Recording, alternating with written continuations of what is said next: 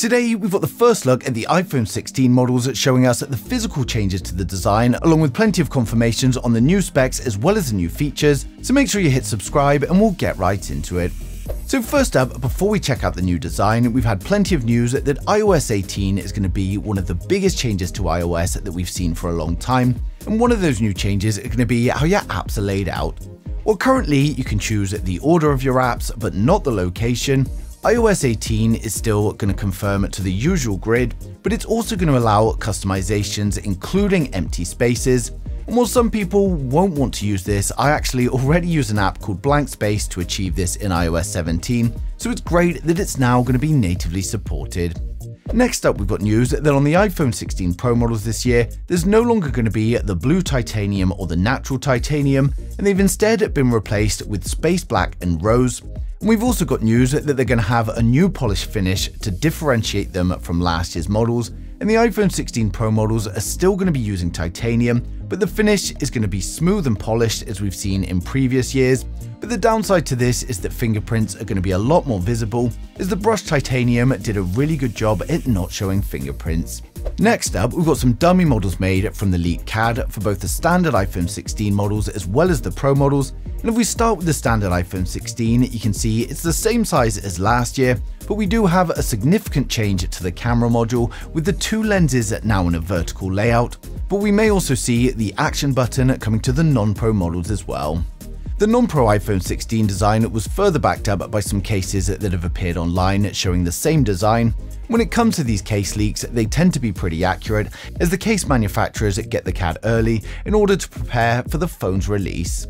Now, if we take a look at the dummy models of the iPhone 16 Pro Max, you can see it's based off the previous CAD information that we've had. While it looks similar, you can see for a start it's definitely bigger than the iPhone 15 model next to it, as the display size has now increased to 6.9 inches.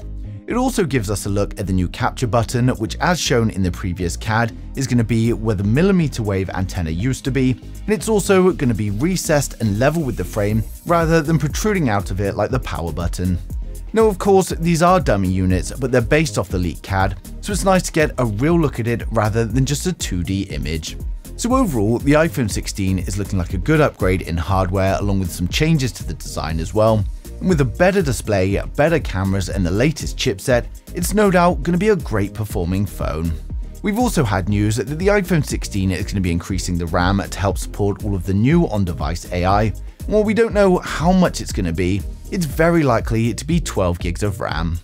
Now, for those excited for the new iPhone 16 series, we're now going to run through the full specs, design, and the expected pricing for each model in the range, so make sure you hit subscribe now and we'll get right into it. So first up, we have the standard iPhone 16. With the standard iPhone 16, we get a 6.3-inch OLED display, but unfortunately, this is still going to be an LTPS display. The iPhone 16 is going to have a taller aspect ratio than last year, and it's going to be protected by Ceramic Shield 2. We get the new dynamic island, which covers up the 12-megapixel selfie camera and Face ID sensors, and then on the rear we've got a 48-megapixel primary camera and a 12-megapixel ultra-wide. It's powered up by the A18 chipset, and it's likely coming with 6GB of RAM and up to 512GB of storage. It's also powered up by a 3450 mAh battery with 30-watt fast charging, and it's going to come with advanced 5G, Bluetooth 5.3, and Wi-Fi 7. Now, it will of course ship with iOS 18 and is expected to launch from around $850 in September 2024.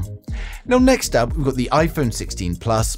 With the iPhone 16 Plus, we get a 6.9-inch OLED display, and again, unfortunately, this is another LTPS display. It's got a taller aspect ratio than its predecessor and is protected by Ceramic Shield 2. We get the new dynamic island, which covers up the 12-megapixel selfie cameras and Face ID sensors, and then on the rear we've got a 48-megapixel primary camera and a 12-megapixel ultra-wide. It's powered by the A18 chipset, and it's likely going to come with a choice of 6GB of RAM and up to 512GB of storage.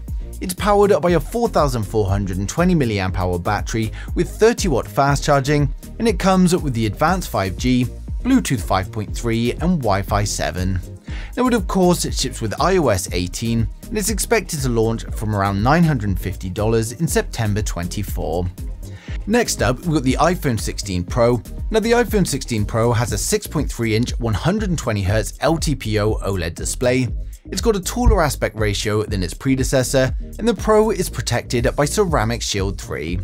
We get the new Dynamic Island, which covers up the 12-megapixel selfie camera and Face ID sensors.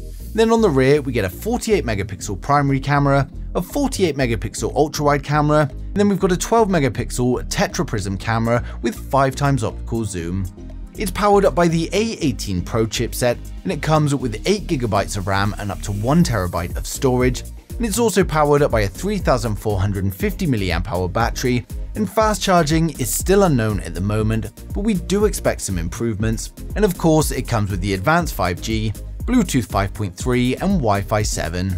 It will of course ship with iOS 18 and is expected to launch from around $1,100 in September 2024.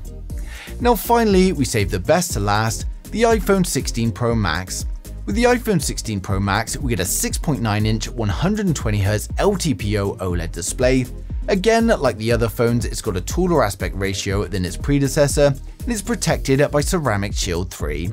We get the Dynamic Island, which covers up the 12-megapixel selfie cameras and Face ID sensors, and then on the rear we've got a 48-megapixel primary camera, a 48-megapixel ultra-wide, and a 12-megapixel tetraprism camera with 5x optical zoom. It's powered up by the A18 Pro chipset, it comes with 8GB of RAM and up to 1TB of storage, and it's powered up by a 4500 mAh battery.